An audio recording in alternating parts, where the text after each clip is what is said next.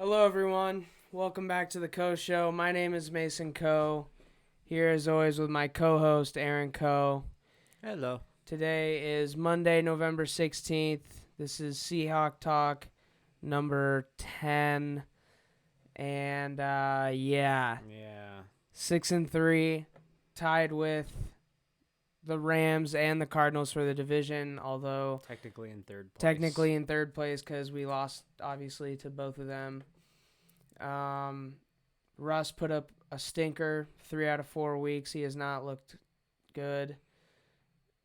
16 points total for us. Yeah. It's not good. No, not good. Not good. The Rams only put up 23. The defense looked pretty good in the second half, but negative feelings. Bad. Yeah. Yeah, it just looked bad. I mean, the coaching staff did a bad job. The offense was bad. Yeah. The defense, hey, you give up 23 points. I would have signed up for that. Before I think you took the over on this one, right? I did. Yeah, that was my lock. So you're thinking, yeah. I mean, 23 points sounds great because I think you would have expected the Seahawks to score in the 30s. That obviously didn't happen. Now the defense did get gashed quite a bit in the first half. It's kind of scored or moved the ball pretty much at will in the first half. So that's going to be a concern all year. But obviously, I hate to bang on Russ too much. I heard somebody say, this team's the Dallas Cowboys without Russell Wilson. I'm not going to go that far. I still think, Geno Smith could win you a couple games probably. But yeah, there's no question, when he plays like an MVP, they win. When he turns the ball over 3 or more times, they lose. And he was as bad as I've seen in years yesterday. So I don't expect that to continue. I think he'll get that turned around, but a lot of concerns about the way he played yesterday, and also just kind of a little bit of body language, and he looked frustrated at times. Yeah, and speaking of frustrated, DK Metcalf showed the first signs of star receiver not hating his quarterback. Yeah, well, and I can't blame him because Me neither. there's yes, he's covered by I don't know, is he the best corner in the league? If Top- not, he's Top one of the 5 best at the very least. But he wasn't covered by him every time. The time he got frustrated, he was wide open, and Russ didn't even look at him. When I played flag football, if I was wide open and someone didn't look at me, the quarterback heard about it. I mean, I don't think I'm not concerned about that at all. Russ seems to avoid DK when there's an elite corner on the other team. He did that against Arizona. So there's two things. One, Russ you still got to try to get the guy the ball. Yeah. And two, skybox shoddy, find a way. So scheme some things, run some screen passes. See if he can. He's one of the fastest receivers in the league. He should be able to break tackles. See if you can get him some cheap catches to keep him involved in the game. I thought it was a poor job by everyone there, and he was open a couple times, and Russ missed him on a deep ball, just off his fingertips. So I have no concerns about him acting that way. Like I said, a high school receiver might act that way. When you're wide open, you're pissed that like, dude, I haven't had many chances. I finally get one, and you didn't even look my way at all. So yeah, I totally get it. Yeah, and I mean, if no one really had an impressive box score. There was really no bright spots from the offense. Right. I mean, Lockett, 5 for 66. That's our leading receiver. I mean, it's Yeah. Yeah. I mean, just not great overall. Russ with 2 picks and a fumble. 22 for 37 for 248. That's 6.7 yards per attempt. 6 sacks, 31 QBR. Yeah, I mean, just not good. I don't think Russ will continue to play this way going forward, but it makes me feel like the Seahawks are somewhat fraudulent as contenders. Like I don't know if you can really put them up there. Yeah, I mean they're it's who's a contender seems to change every week in the NFC. We ruled the Saints out, and then they've looked strong in the last couple of weeks, and now they're probably back in there. If the Seahawks win on Thursday night, then they'll be right back in the discussion. Yeah. But yeah, I mean, I have concerns about if they can win on Thursday. I mean, they've lost 3 out of 4.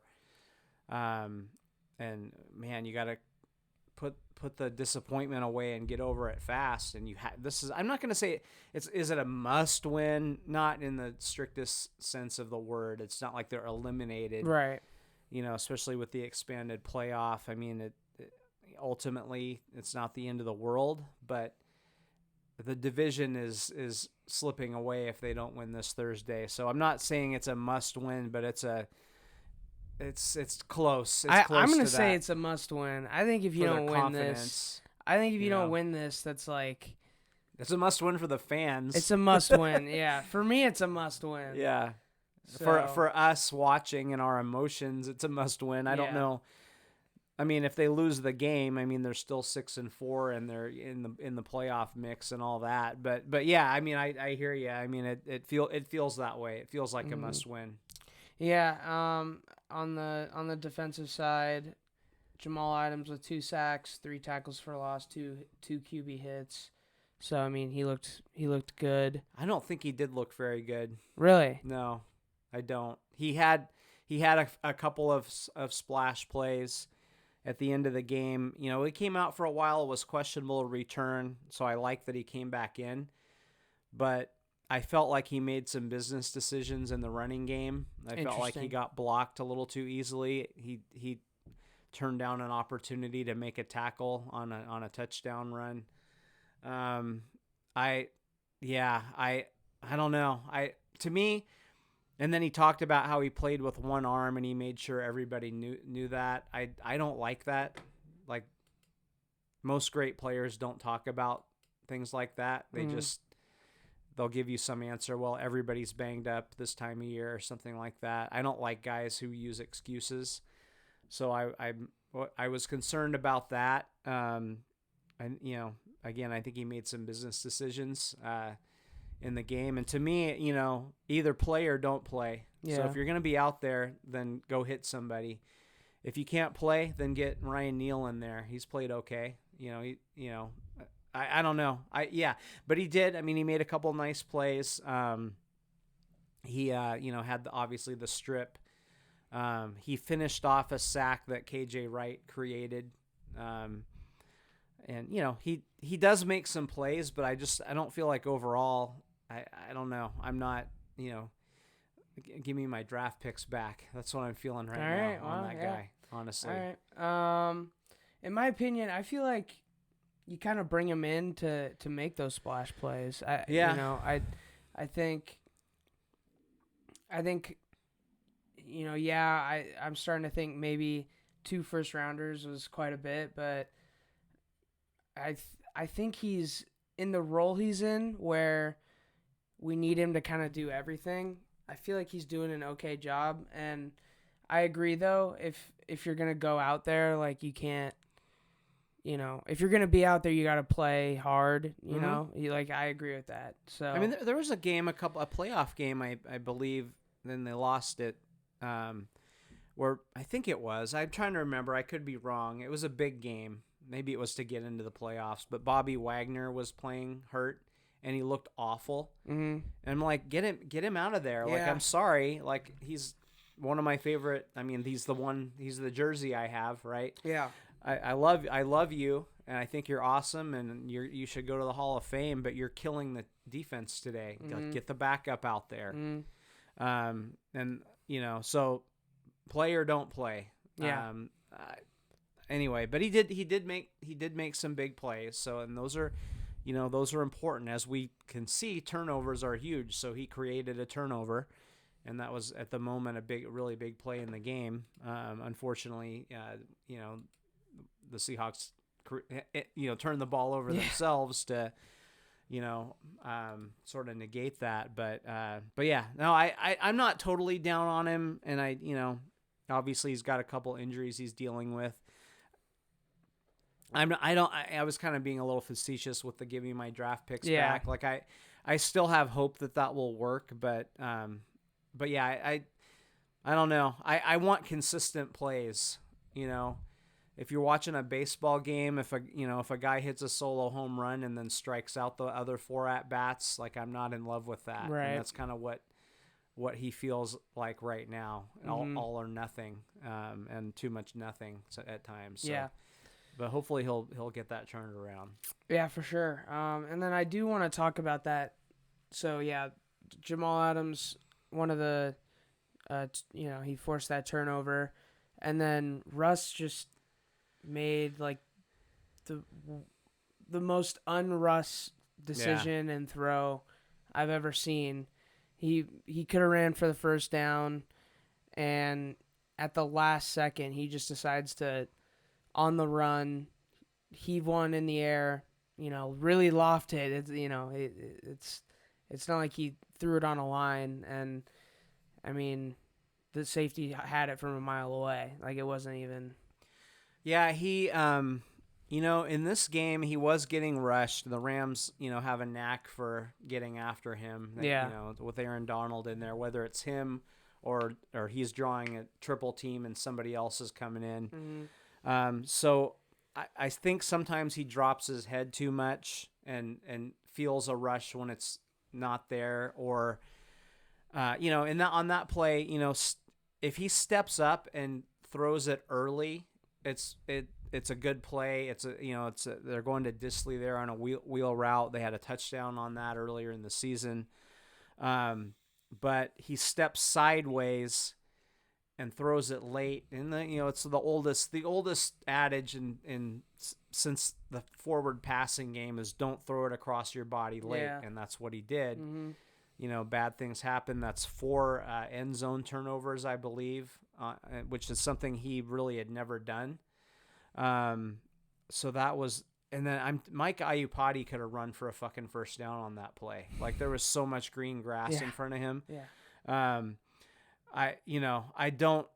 It's a shocking decision by him, and one that he normally doesn't make. And I'm not sounding alarm bells on Russell Wilson. I do feel like, though, maybe people are banging on him today more than usual, but I feel like he gets a free pass way too much. If you just sort of read what people are saying and what fans are saying, and even on, some comments, even on my Facebook page, defense. Yeah, the defense, we know the defense is not very good. Mm-hmm. They did what they needed to do yesterday. They only gave up 23, and that's all you can ask. Yeah. That's legitimately all you can ask. And, even the Super Bowl that they lost, who threw the interception? Yeah. But he gets a pass. Like, we blame the call. We blame Jermaine Kearse for not making the block.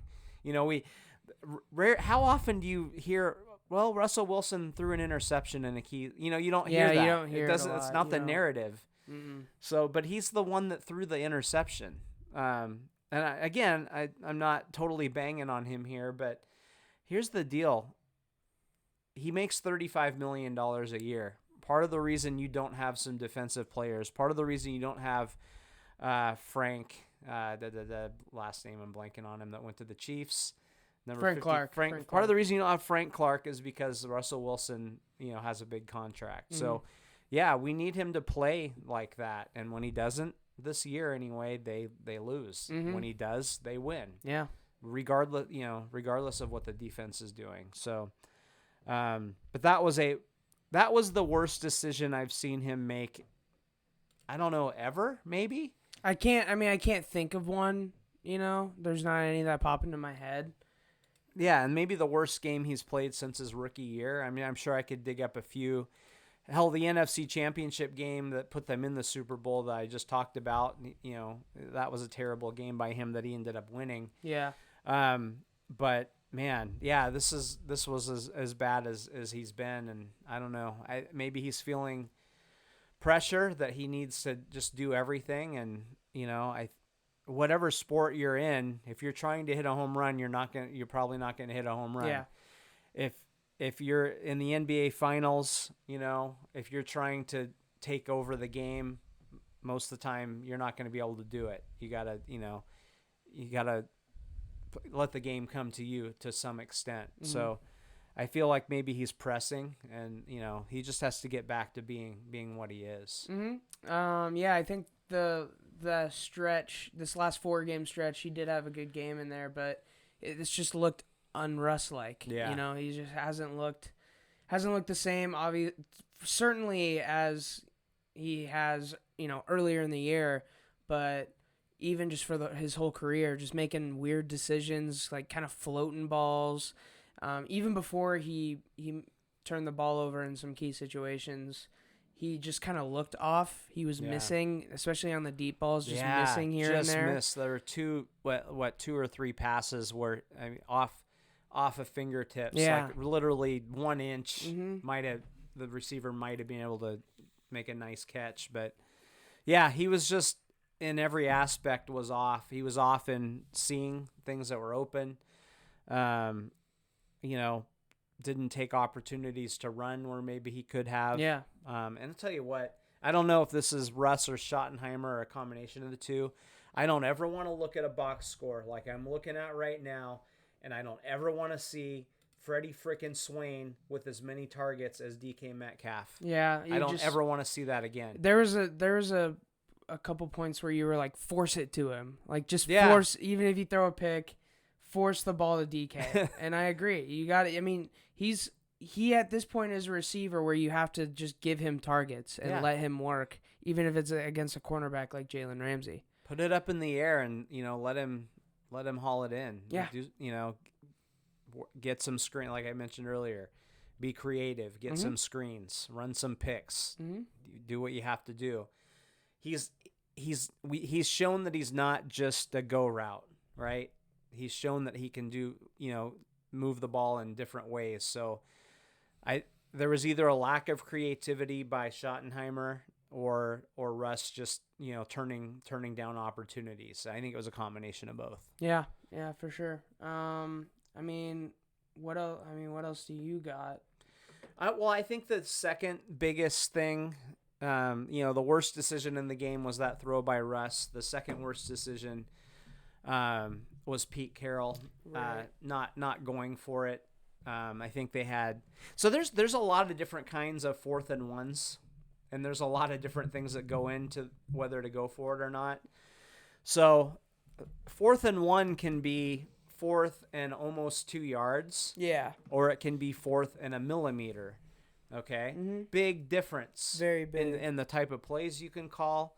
In this case, I think it was about 6 or 8 inches. Okay.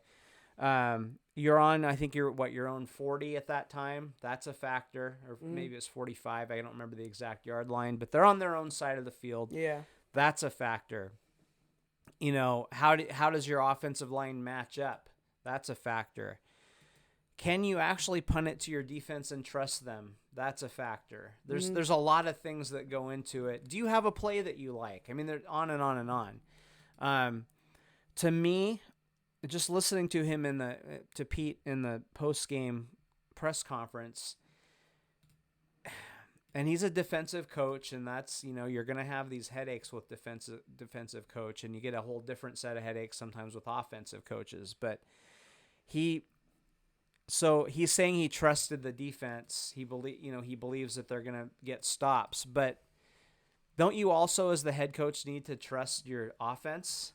Shouldn't you trust both sides of the ball? Especially when they're good and your defense isn't. Yeah. There's no reason to trust your defense more. Yeah, and he was doubling down, basically saying he'd probably do it again, even though it didn't work out that time. He felt like that was the right decision at the time, and he's shown that. I mean, that's who Pete is. Yeah. And, if they go for it and don't get it, people are hammering him for that too. Like there's, it's hard to win if your decision doesn't work. Seriously, yeah. 80% of the fans second guess. I will say very firmly that most people were first guessing. This wasn't a lot of people after the defense gave up a touchdown that said it was a bad call. I know I just on Twitter, the media, actual media people that I respect, who are usually, they talk to Pete every day, so they don't bang on him too much. No, they because don't. They need a relationship with Pete. Sometimes I wish they would ask him tougher questions. They were banging on him. Yeah, like Greg hard. Bell. Greg Bell was just all over it, like over and over again. I was surprised because that's not like Greg Bell to do that. But Joe Fan was on it. Duger was on it. Yeah, this is a tweet from Joe Fan. Pete Carroll doubled down and said he would have punted it again on 4th and inches if given a chance at a redo. Yeah. He would have. So he just like complete ignorance or insanity. Like is he senile? Like he just doesn't understand why that was a bad decision. Yeah. How can you not? I think he's looking at, if we don't get it, we're really fucked, which is true. I mean, it is, he's right. Yeah. Like if you go for it and don't get it there, they have a short field. They're going to get at least a field goal out of it. Like I get it, but to me in that scenario, and I'm not, me, I'm not a huge analytics guy. I'm not a go for it every time guy. Yeah. Especially on your own side of the field, but look at what you've got. Run a sneak. I mean, we saw the Huskies run sneaks, with a freshman, in his first start. Like, go get 6 inches. If you can't get that, then there are bigger problems. So I thought that was awful. I'll tell you what, and I know nobody wants to talk about this play, and I'm doing it again, twice in one fucking podcast. The play in the Super Bowl. Yeah. I'll tell you what. Yeah, I didn't like that call, but I can give you a lot of reasons why that was not a horrible decision. Me too. Before the ball gets picked off, right? So I'm first guessing, right? Second guessing, yeah, I'll say it, worst thing ever. But before the play, you're thinking about the time, how much time is left if you run the ball and don't get it. Another thing people don't like to talk about is Marshawn Lynch was terrible in short yardage situations that year. A lot of because of the offensive line. I can tell you a lot of reasons. I could sell either side of that. Okay, I can't sell this for Pete. I can't sell that decision for Pete. It was just bad, and I'm afraid. I'm afraid that this may impact how he does things down the road. I feel like Russ has lost some equity, but also let Russ cook. He's going to have way more turnovers than he's ever had in a season. Yeah. Let Russ cook doesn't always work. You do have to show some mix there. And maybe with Chris Carson coming back, maybe it's just having that physical running back is what you need for Russ to take a little pressure off of him. But that was 2 awful decisions in the game. One by Russ on that throw and one by Pete to not go for it, I think took away any chance that you had to win this game. And I mean, I did not realize this. Russ was our leading rusher. Yeah. 8 for 60. Alex Collins had 11 for 43. Alex Collins, who's been out of the league for a year and a half, is our, our top 3 running backs are out. Yeah. I think if you have Chris Carson or even Carlos Hyde, or maybe even if, Rashad Penny had been able to come back, maybe this is a different outcome. I don't know. But yeah, I mean, obviously DJ Dallas, they've lost some faith in him. He got 2 carries in the game. Travis Homer got hurt at some point in the game.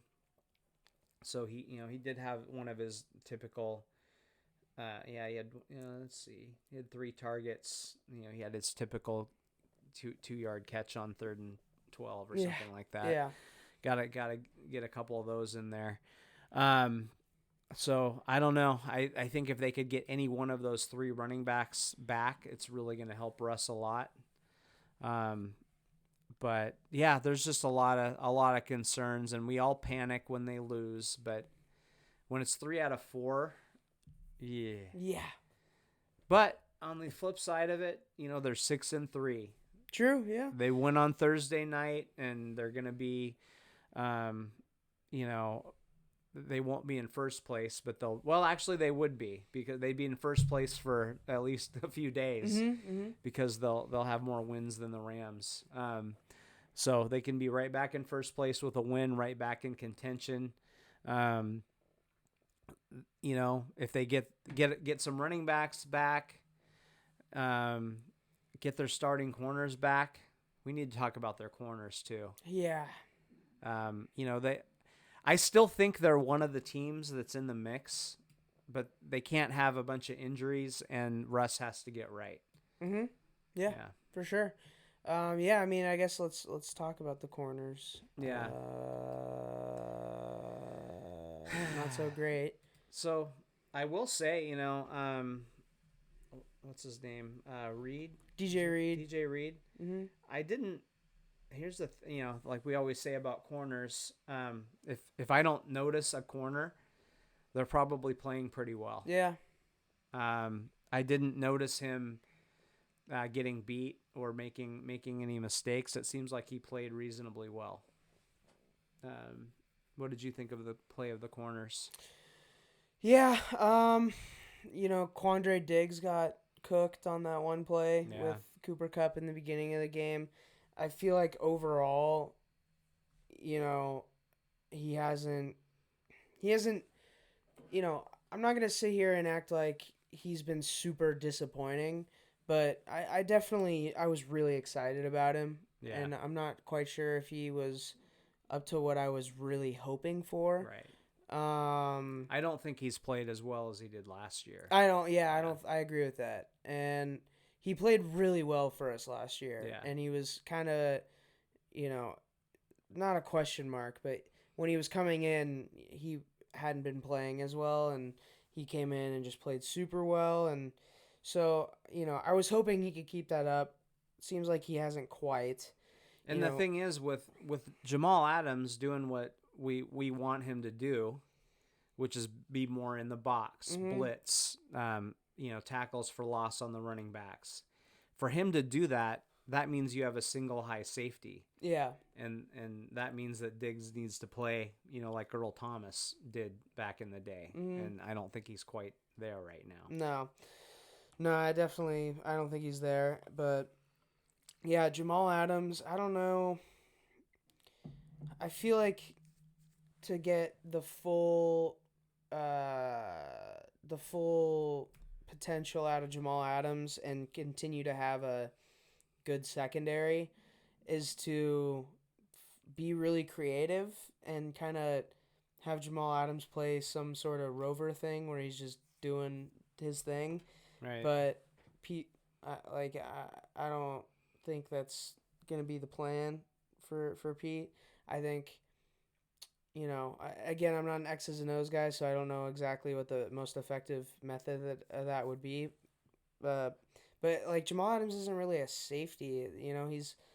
He's like a Leo safety cornerback. Like, he's not, Yeah. So I feel like I feel like we should play Jamal Adams with the idea that we're going to have to bolster the rest of the coverage because Jamal Adams is going to be flying around doing his thing. But I don't think we have quite good enough personnel for that. Right. I don't think Pete is going to revolutionize football, at this point in his career, and I also don't think Ken Norton is good.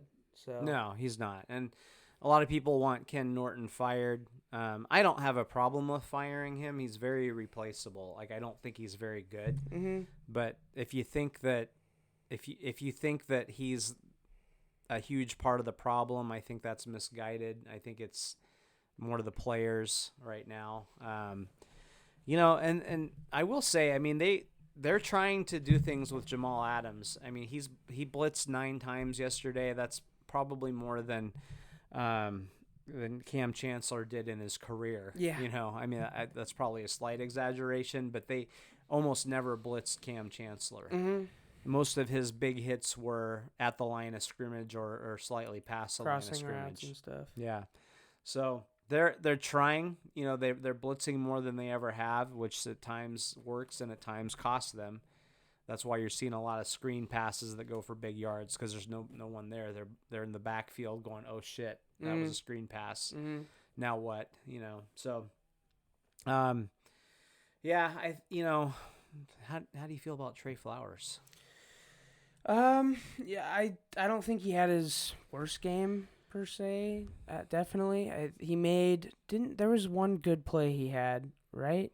But then there was a couple times where I think it was on a third down. You called it. You were like, here comes. It was like 3rd and 12, and you're like, here comes a 14-yard reception. It was like an 18-yard reception or something. But yeah, he just when they showed the replay, he was never at any point close enough to make a play. At any point in the entire route, he was too far away to make a play. So there was like no, unless the guy was running a 9 route 100%, he had no business. Like there was nothing he was doing that was helping. Yeah, he's trying to keep things in front of him. He's not playing with confidence. I mean, if you look at Darius Williams for the Rams, who had 2 picks yesterday, there's one of the picks that he made. He just went after the ball and went and got it. Yeah. And there, on the flip side, Trey was in position he's basically thinking tackle before ball. And there's one play, I don't remember exactly when it was, but he was there, and if he sells out for it, he at least knocks it down. Maybe catches it, but he just lets it go. He's just kind of breaking down and getting ready for the tackle instead of going after the ball. And that's, for Pete Carroll's defense to work, you need part of Pete Carroll's belief, and he's right about this, is turnovers. And it is true. Like the team that wins the turnover battle usually wins the game. Yeah. Not always, but usually. And that's, proved to be the case this year for the Seahawks for the most part. So you got to have corners who are willing to go catch the ball when it's thrown at them. Yeah. The Rams did that with their second best corner.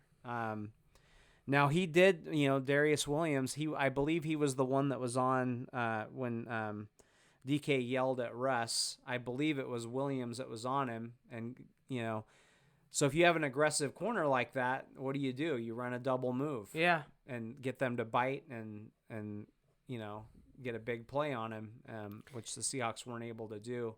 So Trey is trying not to let that happen to him. And hey, there's something to be said for that, but when the ball is there, go catch it. Yeah.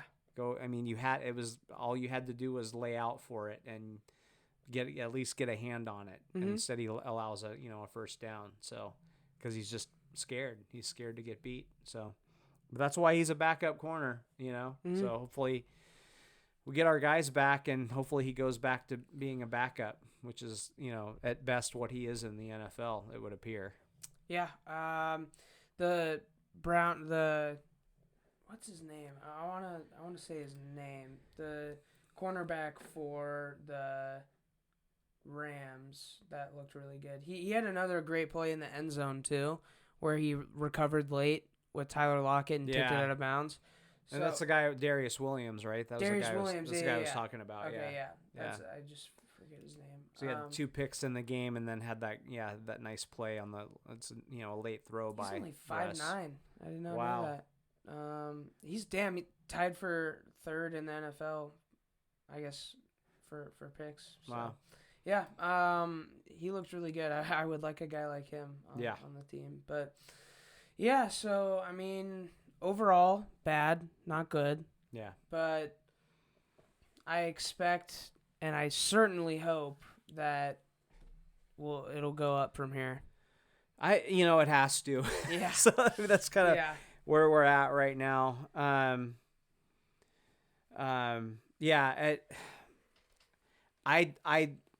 I don't believe Russ is going to continue to struggle, And if he plays like Russ, then everything is on the table.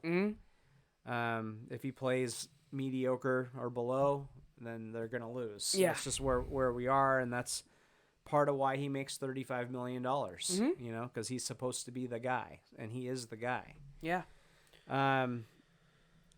61-yard field goal. That was kind of cool. cool. Yeah. We should at least give him props. Yeah. Shout out Jason Myers for the 61-yarder. Seahawks franchise record. That's probably top 5, top 10 longest all time. Yeah, I'd be curious to know how many. I should have looked this up. I'd be curious to know how many 60-plus field goals have been made in NFL history. It's not a lot. It's not a very big number. Is the longest 64 yards now? I feel like there was the guy with half a foot that had the record for Dempsey that had the record for like 30 years, and I feel like somebody just beat it a few years ago. I can't remember. Might have been in Denver, which barely counts.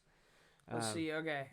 64, Matt Prater. Yeah. We had a few 63s. So, we had 4 63s, a 62, and then he joined Janikowski, Jay Feely, Justin Tucker, Greg Zuerlein, and Jake Elliott in the 61 club. So I think there's around, let's see, Chandler Catanzaro at a 60-yarder. Wow. 1, 2, 3, 4, 5, 6, 7, 8, 9, 10, 11, 12, 13, 14, 15, 16, 17 60-plus yarders. He is in the top 10. And what was impressive about this is, some of those, like anything that's made in Denver, like just take 5 yards off of that. Yeah. And there's a couple other places too, but this was in Seattle, in the rain, like not. These were not pristine conditions. It was not warm.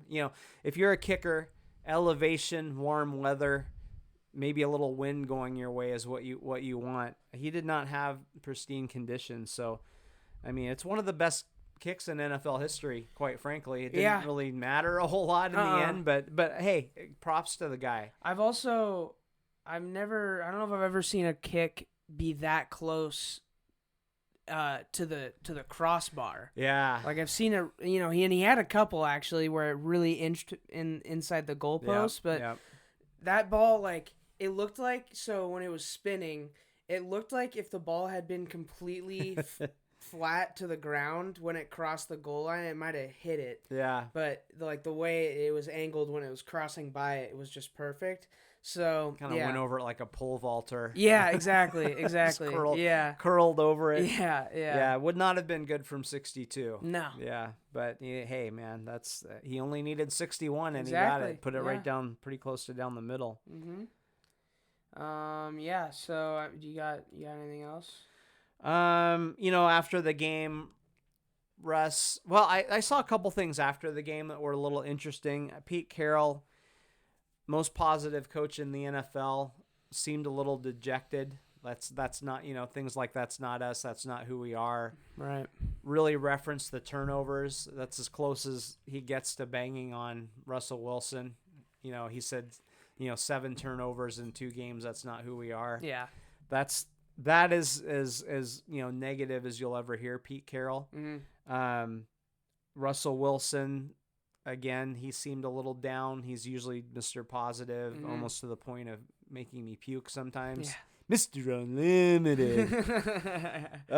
He was Mr. Limited yesterday.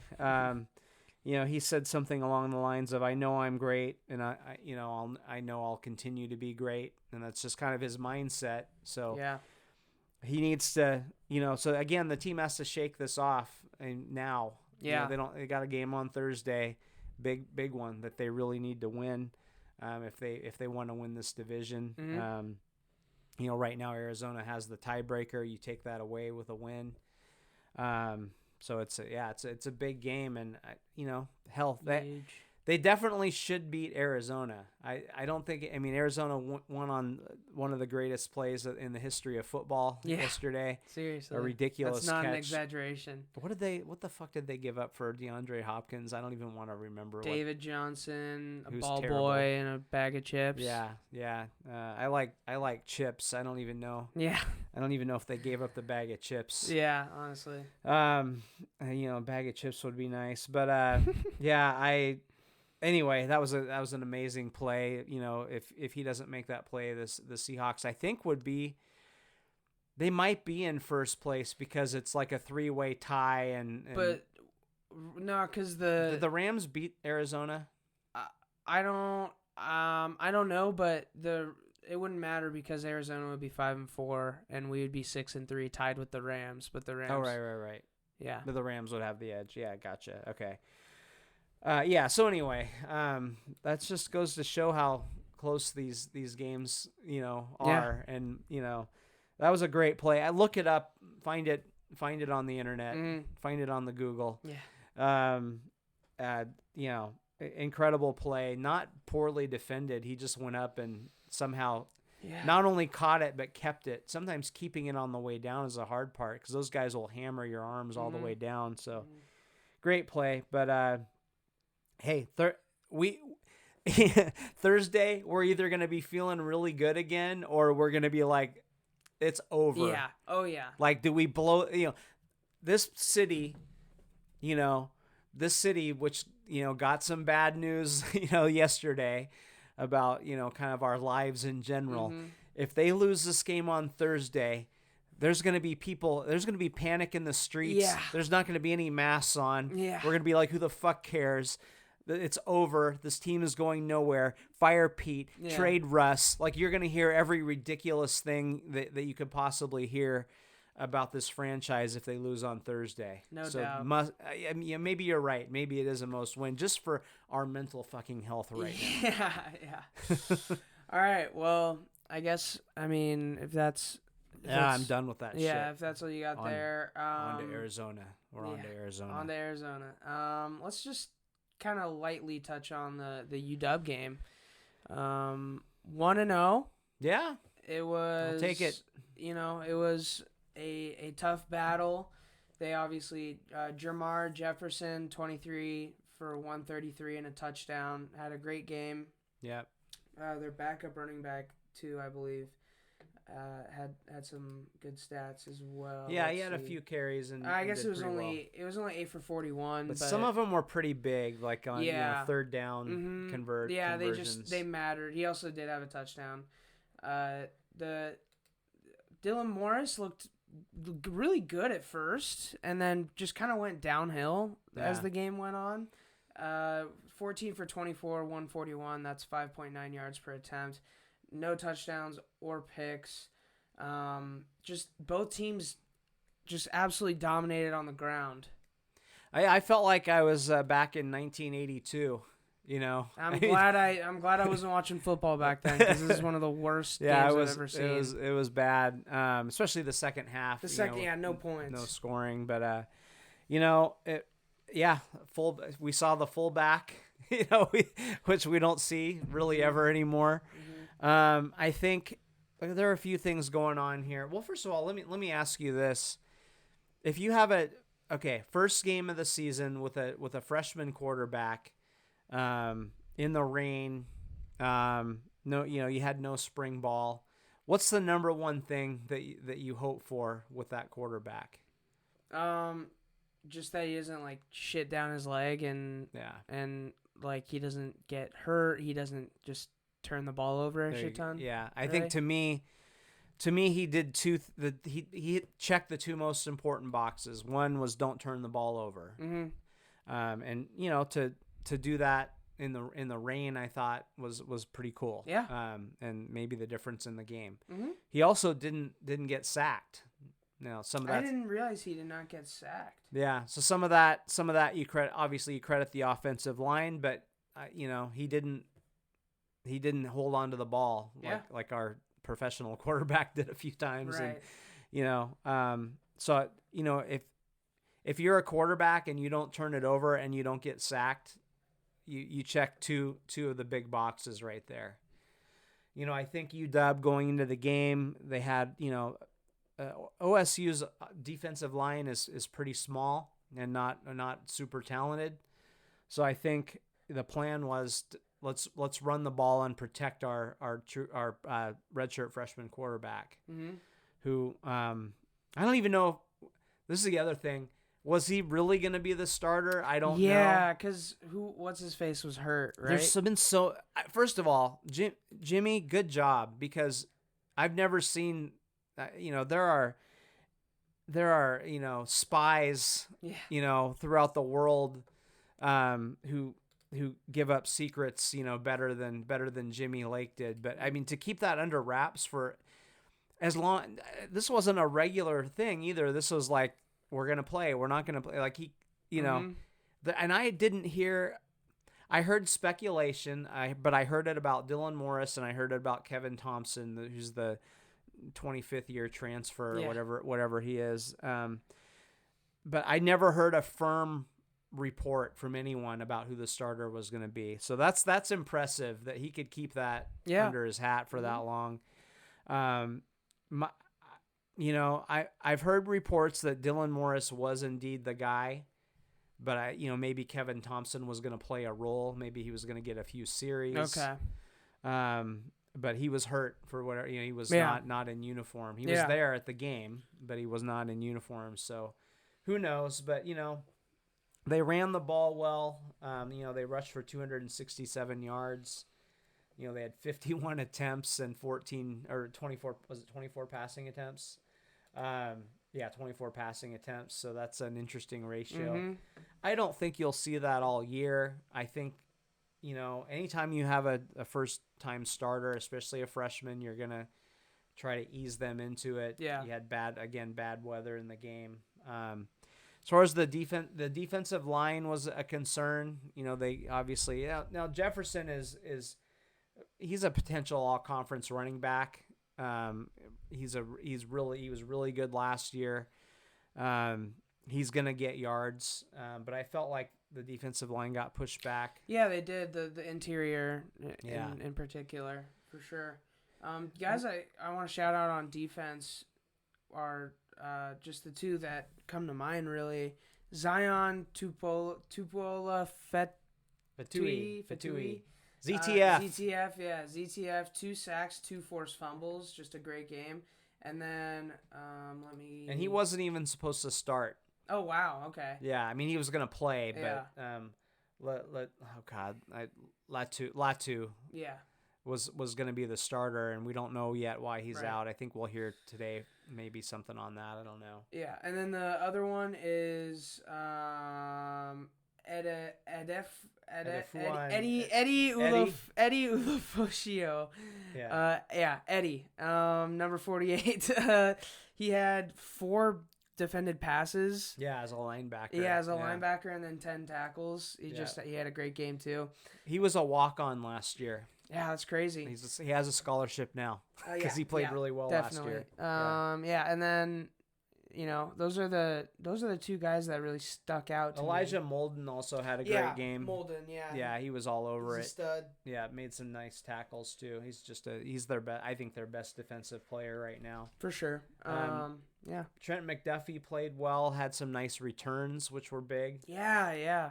And he had this tackle against their they have like a guy that's 5'6", 140 or something. Yeah. That's just a speed demon, and McDuffie tracked him down and potentially saved a touchdown. Yeah, for sure. It could have, that play, he didn't even end up getting a first down, but that play could have broken, and he came from across the field. Yeah, so, this game was pretty boring. It was. But win is a win, especially with a freshman quarterback that didn't have a full camp, didn't have preseason, didn't have Portland Tech or whoever the fuck to play against for his first game. So would have been nice to ease him into it. Yeah. So overall, I would definitely say positive feelings, some pleasant surprises, and there wasn't any big disappointments, I would say. Except, actually, no. The whole special teams. Yeah, really just the really whole every special aspect teams. of it except for McDuffie on the Yeah, returns. yeah. So there was, it was kick coverage was really bad. Missed a field goal. Was it a field goal or an extra point?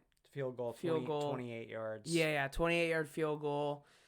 And let me tell you something about that. If I'm drunk, I would be mad if I missed a 28-yard field goal. Like you just shouldn't. You can't miss those. No. Anyway, go ahead. Yeah. So kick coverage, namely, was really bad, and then obviously a missed field goal, and then there was. Well, I want to say there was penalties and stuff. Like it was just all around ugly. And then obviously the snap, the snap the snap heard around the world. Yeah. So the freshman, is it freshman or just new? Yeah, he's a true freshman. True freshman. So okay. you lost your. Here's the thing. I don't remember the name of the long snapper that snapped for the Huskies for 4 years. That's a good thing. Yeah. Because if Jaden Green, if I know your name, that's not a good thing because nobody notices the long snapper unless they fuck up. Because when they fuck up bad. And he fucked up bad. Almost thing, twice. Manute Bol couldn't have caught that thing. Yeah, and then the other one, yeah. So it's funny. So he has that play, and then for some reason, Race Porter tried to punt it, even though there's a guy right in his face. He should have just eaten that. If he eats that, it's 16-yard line. Yeah. Maybe you hold him to a field goal there. I will say when he picked it up, you said kick it. I did. So I did, but by the time he started to kick it, he should have pulled it back in. Yeah, for sure. Like you got to feel the guy right there. Mm-hmm. Yeah, I did. I was like, why not? But then right after that came out of my mouth, I'm like, okay, now you got to eat it. But so yeah, next time, Race Porter. I wish the Washington receivers would have had as good a hands as Race Porter had, because he went up and high pointed that ball and pulled it down and punted it. So Jaden Green, but I will say this, he looked really good after that. Mm-hmm. So he snaps on field goal attempts and on punts, and hopefully he's worked out those bugs and figured it out. But hopefully I'll forget his name in a couple of weeks. But right now I know his name, and that's not where you want to be. Not ideal. But by the way, can anyone technically punt it? So if an offensive lineman picks it up, can he? I don't know. Can he punt it? That would be kind of entertaining to watch. Yeah. Yeah. I guarantee the special teamers don't know if they can or not because their special teams coach didn't fucking prepare them. Not actually, but there was, it seemed like there was one of the big kick returns. There was just an open lane. Someone just didn't fill their lane, which is just that's just what you got to do. That's all you have to do really is just run fast, fill your lane, and hit a guy. So and we'll see. I think, a lot of people were, hey, OSU played a game and UW didn't, and so you have two sides to that. Is UW at an advantage because OSU doesn't know what they're doing? Mm-hmm. I think in this case, given the amount of time these guys haven't played for almost a year. Yeah. To me, playing a game is a huge advantage. Huge. I think it's huge. In my opinion. Mm-hmm. So hopefully they'll get some of these things buttoned up on special teams. We'll see. If not, that guy needs to get fired now. Yeah. Or 5 minutes after the next game before they get back to the locker room. You had some big drops in the game on third down in the end zone. I think you had 4 of them. And, Ty Jones, I don't want to hear about how he's 6'4" anymore because he plays like he's 5'11". Mm. Go up and get the ball, dude. If you can't do that, then you're just not. What are you? You're not fast. So if you're not using your size, you're just not playable. And he drops passes too. So there's not. Yeah. There's not. I've yet to see a real positive aspect of Ty Jones. No. You had a true freshman, Rome Adunze, who I think will have a nice career, but he maybe should have fought for one in the end zone. So you had a few concerns there. I would have liked to have seen them target Cade Otton more than once in the passing game. He had 1 catch for 4 yards. He's a potential all-conference tight end. Oh, but we got to talk about the spot.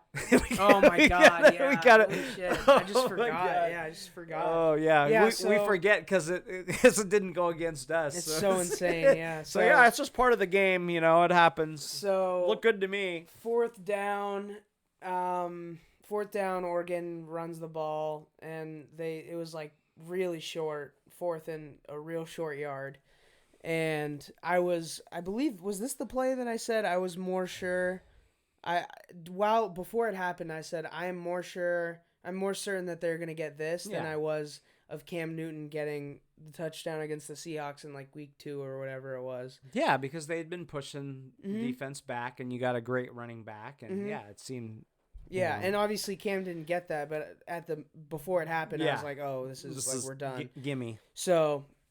Yeah, and then they 100% get it, and then I don't know what happened. I don't know who was spotting it, if it got moved or something, but it's one of the worst spots I've ever seen in one of the biggest situations, and they gave us the ball. And then the later on that drive, it looks like the end of our drive, and then they review a hit and call targeting, which gives us a first down. Granted, I think it was the right call. Yeah, it was. It was the right call for sure, but you can hate the rule, but you can't hate that call. Yeah, but it was just this circumstance and the fact that they didn't call it at first and then reviewed and changed it. It just was an all around a bad experience for Oregon State. You know what you're forgetting? I thought they had the first down on third down. Yeah. It was 2 questionable spots. I thought they had it then. Now, reviewing that one, you're not going to overturn it. It was too close. So, but I thought he had it. Yeah. And then the next one, I barely was paying attention because they pushed. He went over the line, and I was barely. And I'm like, wait, what? And then I look up right when they're measuring it. I was like, what the hell? Yeah. Are you kidding me? I was looking at my phone. You were like, what? And I looked up. I was like, no way. Yeah. Yeah. One of the things that came out was, so this is where I'm a little confused, because it came out a little bit later that, the Pac-12 only had X number of cameras, so they were missing some cameras that would have provided crucial angles on that. I assumed it was the network that, I was a little confused about that. Like, doesn't the network bring the cameras? But they, the Oregonian reporter, John Canzano, who's a really good follow on Twitter also. He's Oregon centric, but he does a lot of, wider Pac-12 stuff. But, what he said was the conference didn't have cameras there. So I'm a little confused on that. I don't know who provides the cameras. The conference did release a statement yesterday. And basically, and I will somewhat agree with this. If you watch the reviews, you couldn't really tell for sure. Okay. So the conference said we didn't have a definitive angle to be 100% sure. I think I agree with that. It wasn't really shown a lot on TV, and you didn't have, like, all the angles were either way behind it. Like, you can't be 100% sure. But live, oh my God. Yeah. Like, that was about as sure of a first down as you can get in that situation. It was shocking. Now, if you're an Oregon State fan, maybe you feel like that's the reason the game was lost. I don't really agree with that. UW moved the ball pretty easily after that. Maybe they score a touchdown if they had more of a sense of urgency. I don't know. We'll never know. You never know how those things impact the game. Yeah. We can all play the what if game. What if the snapper doesn't snap it over the punter's head, and we make a 28-yard field goal? Well, guess what? Now the game's 30-14, and it feels kind of like almost a blowout. So we can all play the what if game. Yeah, it was a bad call, and you know what? UW's going to get a shitty call against them at some point. It happens. Yep. But hey, I'm just glad that they played a game. Yeah, honestly, yeah. I felt going into it like this might be the only one we get. Yeah. I really felt that way, and I'm still not 100% sure. Me too. Like there's already games canceled this week. Yeah. I don't know. This might be the only time we talk about a game. I felt going into the game like, yeah, I better just soak this in because this might be it. This might be all I get to see this year. So I was happy that they just played a game, and we'll see where it goes after that. For sure. You got anything else as far as either of the football teams? The one thing about the Huskies was the running back situation. The little 5'7" guy whose name I'm blanking on. Sean McGrew. Mr. Magoo. Yeah, looked really good. He looked really good, and they didn't use him much, and they went with Richard. I like Richard Newton. He runs hard, but I'm starting to think he's one of those guys that just runs into the wall all the time, and when he could run around it once in a while. We call those D-washes around here. Dwayne Washington, current NFL running back somehow. Yeah, he's fast. He's fast, but that was his thing at UW, is just run straight and just like Forrest Gump. But yeah, they kind of it was a committee out there. They had Pleasant, McGrew, and Newton all get a decent amount of carries. McGrew had 9, Pleasant 12, Newton 15. Newton by far the worst yards per carry. Yeah, 2.7. 2.7. Pleasant had 5.1. McGrew had 10.1. Touchdowns for McGrew and Pleasant, and then also a rushing touchdown for Dylan Morris. He I forgot about that. He had a sneak. Yeah. So yeah. I like the kind of the committee we're running though. Yeah, and I think Cameron Davis, who got 2 carries in the game, might be end up being the best when all is said and done. Mm-hmm. Maybe not this season, but next season. I think he has the most complete game, and he did have 3 catches in the game as well. Mm-hmm. The other thing that was a little surprising, they have a lot of big recruits at the receiver position, and we'll see where it all goes. But there's some guys that like I keep hearing about Austin Osborne and Marcus Spiker. Were big recruits, especially Spiker was a big win in the recruiting battle, and that guy has been MIA. Yeah. So I'm curious about that. We'll see some of the guys that didn't play. Are they short-term injuries, long-term? We'll have to find that out. Red zone, got to get better. Got there 5 times, 2 touchdowns, 2 field goals, and a missed field goal. You got to score more than 40% if you want to win games. But I don't know. Again, just happy they played, and hey, whatever happens after this one. So yeah, all right. Well, follow us on Twitter at Mason Charles Coe at AaronCoe29.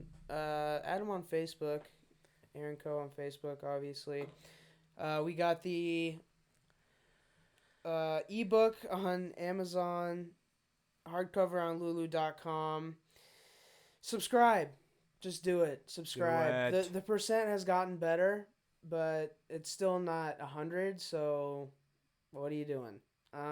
Seriously, you're gonna listen to it and watch it anyway. Just subscribe. Yeah.